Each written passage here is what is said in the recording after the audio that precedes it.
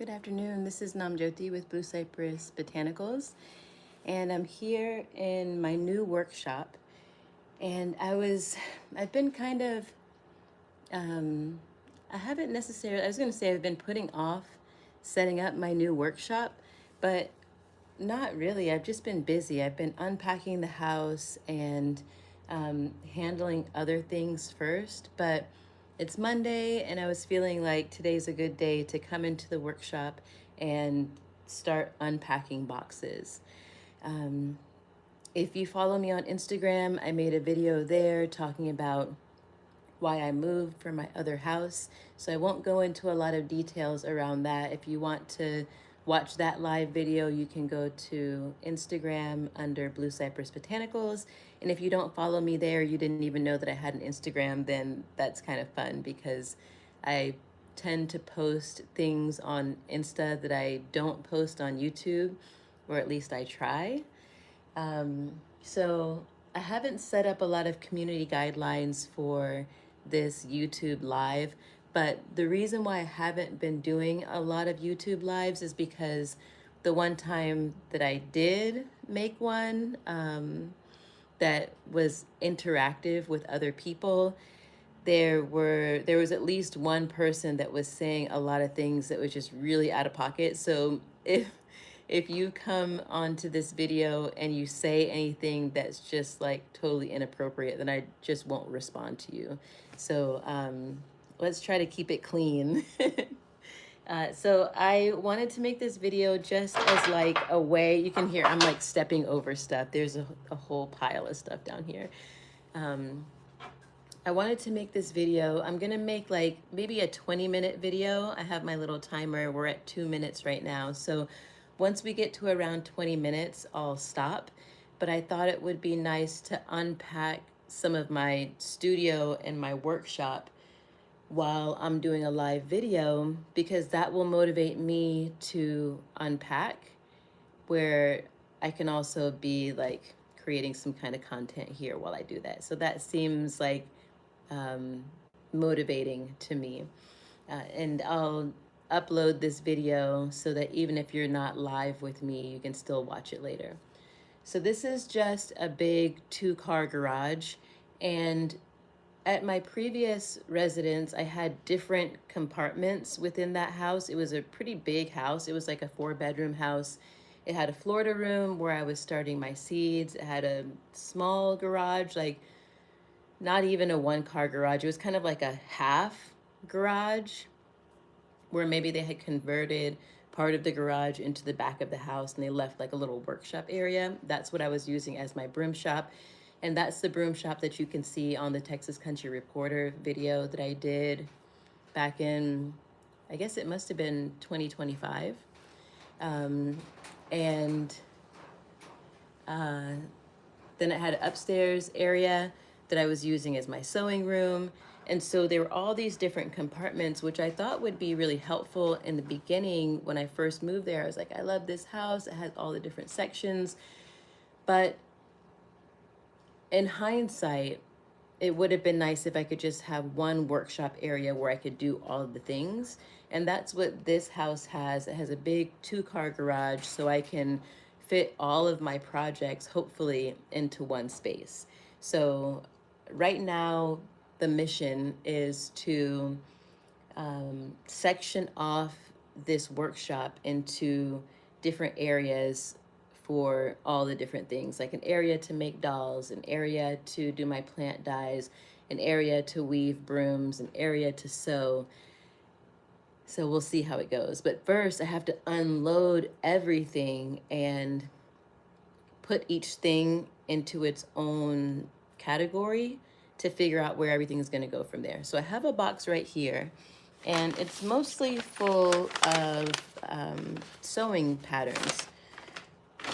For a while, actually this dress I made, let's see if we can get a better view. It's just a long white dress that's made from panels, but it's all hand sewn. And I learned how to hand sew from Alabama Channon's School of Making. So I had this book on embroidery called It's like the art and science of hand sewing, maybe. I can't remember the title of that book. But I learned how to make garments from hand, from cotton jersey, mainly fabric. And this is just a single layer of cotton jersey. Some of the thicker pieces, like I made a trench coat that was a double layer, but the single layer is really light and cotton jersey is pretty stretchy. So for a while there, I was focused on making these different patterns from the School of Making. And hello, this is their little logo for the School of Making. And what I was doing with the sewing patterns, I was taking the digital format sewing pattern to an architectural printer who printed like blueprints for architects. And I got them to print on these big sheets of paper. They had the big, huge printer that I don't have. I can't afford, and I don't have room for one anyway. And so I really cherish these patterns because I had to go through quite a bit of rigmarole to get them printed the way I wanted.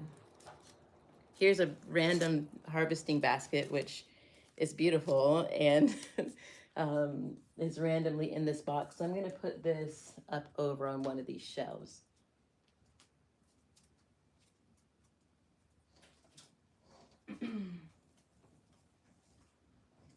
So if you're just joining me, I'm just unloading the boxes in my workshop.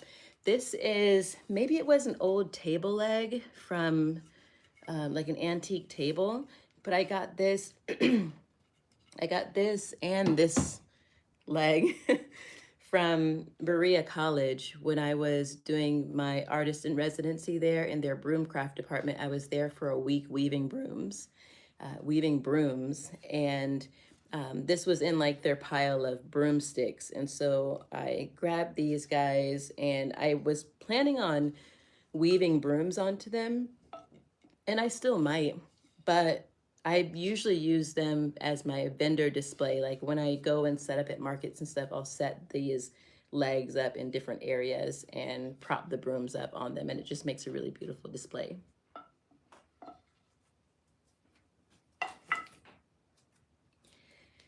So once I get all the stuff unpacked in the studio, it'll be a bigger mess because everything will be out of its box, but then I can probably solicit some help. I'll have some friends come over or whatever, and we can make different sections, but the shop is so full. Let's just turn the camera around for a minute so you can see. The shop is so full. This is where I had my camera, and this is the box that I'm unloading. It's so full of stuff right now that I need to really pull out stuff from some of these boxes in order to make space to start putting things in different areas. Let's look at the other area on the other side. So over here, it's a little bit more tidy, but Sophia, my big corn husk doll, is in here. This is a dress that I'm working on for a friend, so it's just on the dress form. And a lot of my dye stuff, my dye pots are over there. More boxes over here. That's where I just put that basket. And then I have a bunch of exhaust baths and a bookshelf that I put over there just as like storage area.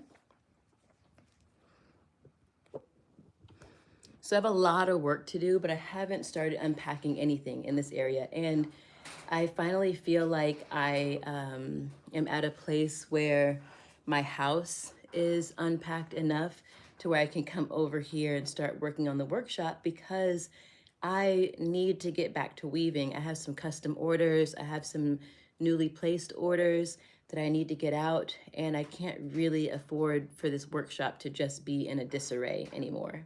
So let me stay focused. We're at 9 minutes. We're gonna go to about 20 minutes and then I'm gonna stop because I want to give myself I wanna pace myself with these live videos. I also don't want to monopolize a lot of your time, you know? So this bag is full of wool, and this is what I use for my doll's hair when I'm making corn husk dolls. Like right away when I see this bag, I know it's full of wool. And these are, it's just, oh, I was getting a call. I guess my video kind of blanks out for a second if I'm getting a phone call. When I see this bag, I remember that I threw a bunch of the wool into this bag so that I could go to an event. So then I just left it in there because it feels kind of organized. So that's how it ended up in here. So I know what that bag is when I look at it. Here's more of my sewing patterns. Another sewing pattern. I'm really looking forward to getting back in my sewing game because I have missed sewing for a long time. This is the top to a hamper, and I don't really know how it made it in this move.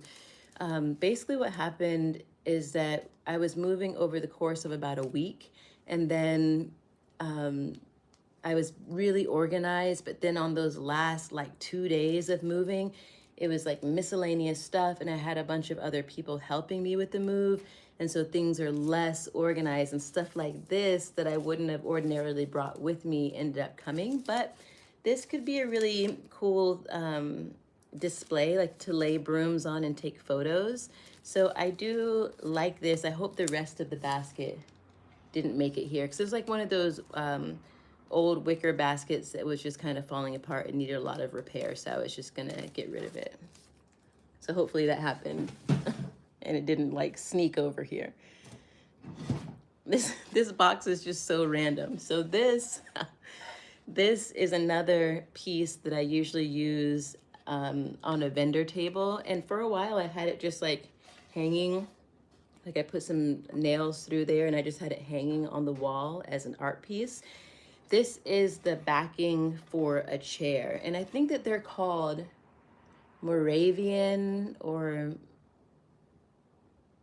Moravian chairs, where there's like there's a peg that the back of the chair fits into, and it's a small kind of stool, but the rest of the stool was just falling apart, and I ended up getting rid of that after repairing it several times. I was just like, you know, I really need, I didn't really have the woodworking skills that I would have needed to fully restore that piece of the chair. So I ended up getting rid of that piece, but I love this carving so much that I kept it. So I use this on display, and I usually put brooms on this as well, just like the other pieces that I pulled out. All right, let's see. This is like I know I didn't pack this box because first of all, I wouldn't have packed this stuff like this. And I don't know what's in the box. It wasn't labeled, so I know for a fact that this is a box that somebody else packed, which is fine. I'm happy for the help, but it's kind of like Christmas morning right now because I don't know what's in here. There's also just right over, like up in this area, beyond this wall, there are a couple of yellow jacket nests, and I just saw them the other day. So there's yellow jackets that kind of come flying through here. So if you see me like looking around, that's what I'm looking for. And I'm gonna have to like eradicate those yellow jackets because this area is open. There's no insulation. There's nothing to keep them out. And so having flying, stinging insects flying into my workshop while I'm working is really nerve-wracking for me. So I'm gonna have to do something to remove those. This is a little painting that I love so much. It's a little girl, and it's hard to see, but she's holding like a shell in her hand. And then in her other hand, it looks like she has a quill or a sewing needle. Can you see? It's like a little needle in her hand and a little shell that has, I can't tell if it's full of water or full of beads. And it's just such a strange little painting. There's a parrot at her feet that looks like it might be dead. And this girl, I like to hang her in my sewing area. Let's see, it has some scribbling on the frame, but I don't know who painted this, but she's like my muse. She's my sewing muse, like especially when I'm hand sewing. So I like to keep this painting hung in the area where I'm sewing.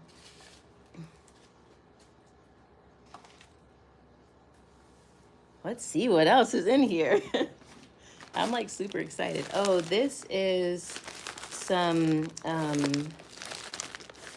don't know what it's really called. It's like batting, or it's something that you use to make the back of a piece of garment more sturdy.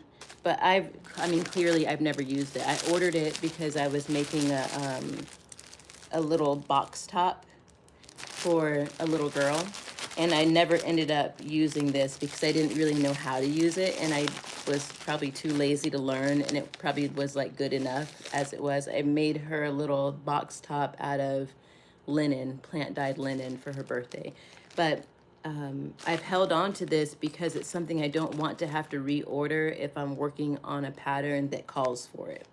So some things like this kind of travel with me until I need them. That's how a lot of the stuff in the shop is.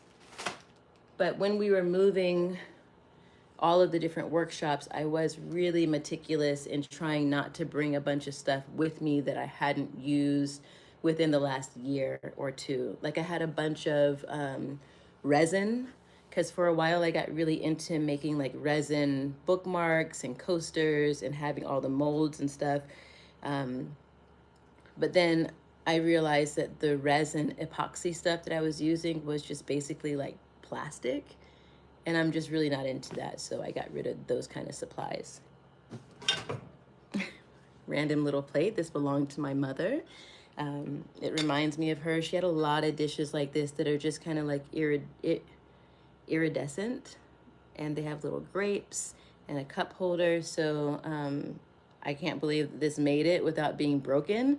Whoever packed this box, but that plate belongs to my mother.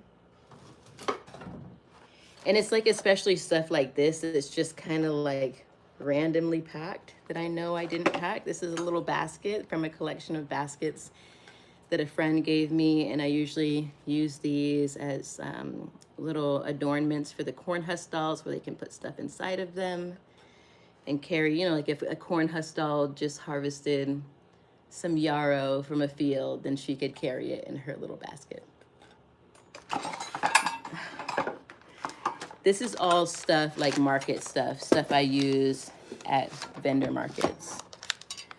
I'm really sweaty. It's so hot out here, and I closed the garage door so that we would have some privacy, like from the neighbors. But now I'm sweating, and we're at 18 minutes, so we're almost done. We'll probably get through, let's get through this box, and then we'll call it a day.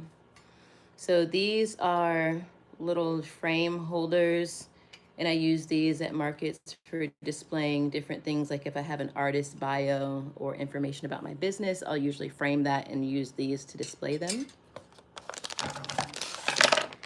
These are hooks, little like S hooks for hanging brooms, essentially. Mostly always brooms, some Sharpies.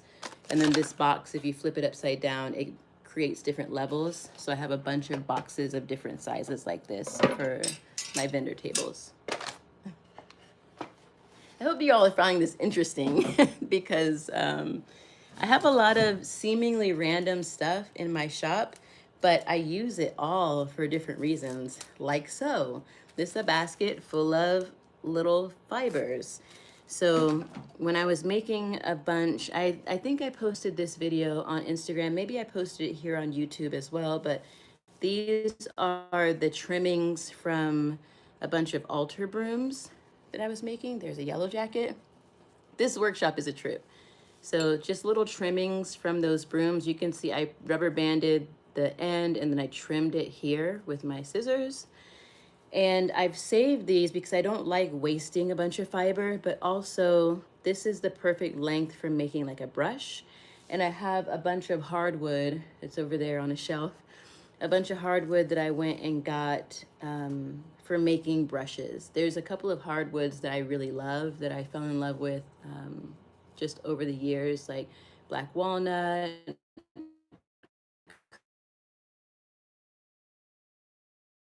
maple, purple heart.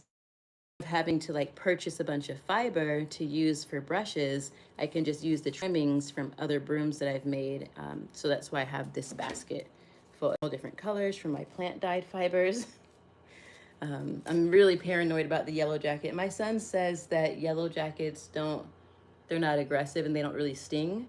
And knock on wood, I haven't been stung by one and I don't want to be. So I'm kind of just monitoring that yellow jacket that's probably like scoping me out too.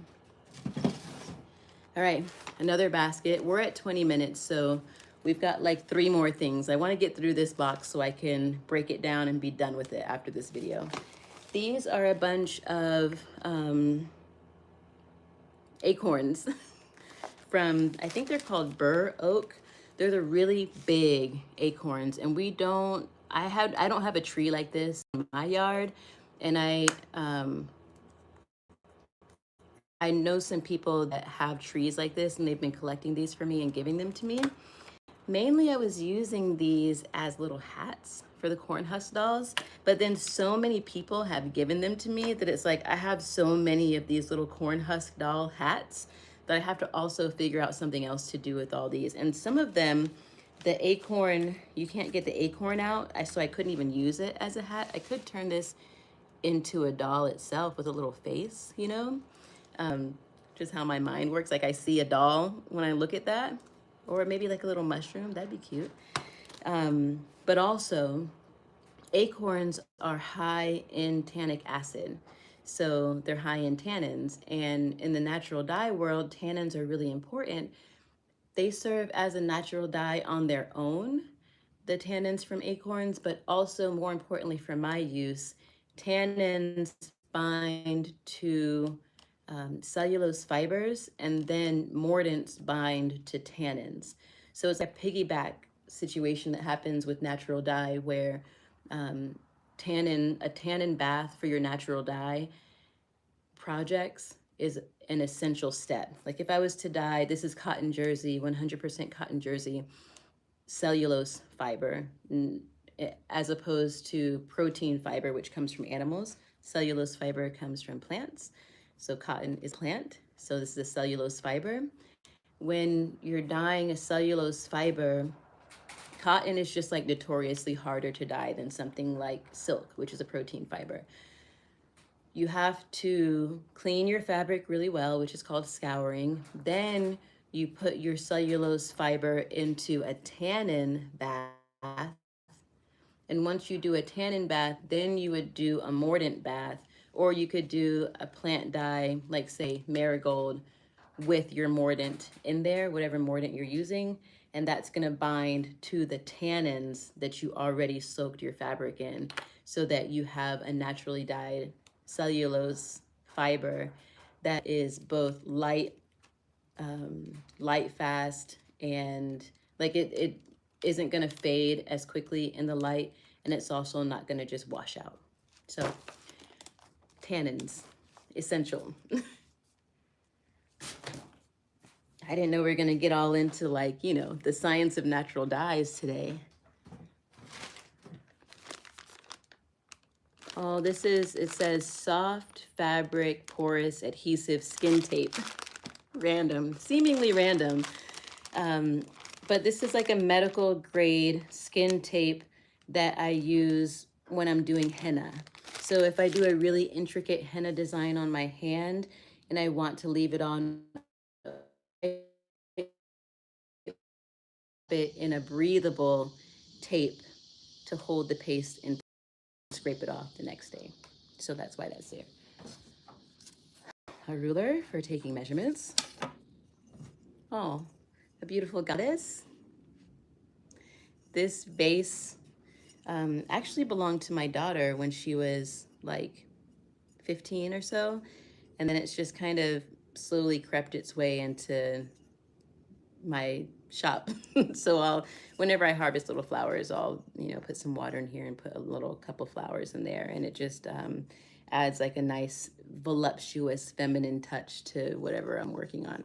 I like having her around. Okay, the last 3 things. An incense burner, crucial to my work.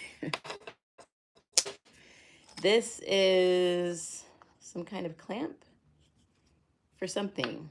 Maybe a loom or a Swift. Who knows? Probably not my choice to bring that. And a guitar holder, which I actually need a lot of these because I do have a guitar and a banjo up in my bedroom that need to be mounted onto the wall so that you can just take them down and play them. Ooh, all right, proof that we went through the whole box, medium-sized box. Most of my boxes are medium. Some of them are small. I try not to pack too many large boxes. But all right, that is okay. We're at 26 minutes. Ooh, I'm sweating. It's hot. Texas is hot. So there was some sewing stuff, lots of vendor stuff, a couple of miscellaneous things, and some fibers and stuff. So I feel really good about opening and emptying one box, and I'll come back later or tomorrow or whenever. I'm gonna go inside and cool off for a little while. And one of the things I'm working on also is some temperature control out here. I wanna get a portable AC because it's hot, and having some air moving would be nice. Even just like an oscillating fan would be really nice out here as well. So I'll work on that and I'll be back. Maybe I'll come back out here after it cools down a little bit, and I'll save these videos and add them. You know, you'll find them in all the lives. So if you miss a video, then you can just go to the live section of my page and watch all of them at your leisure.